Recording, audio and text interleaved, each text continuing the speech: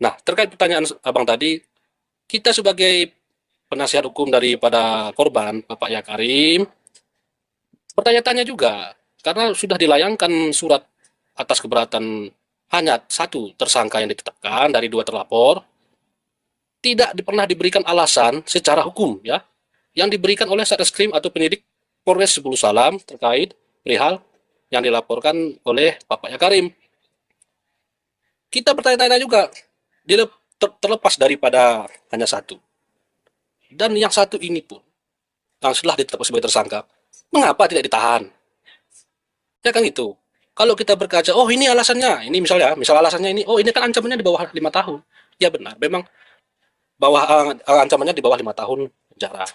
Namun dalam Kitab Undang-Undang Hukum Acara Pidana KUHA pasal 21 ayat 4 poin B disebutkan di situ pasal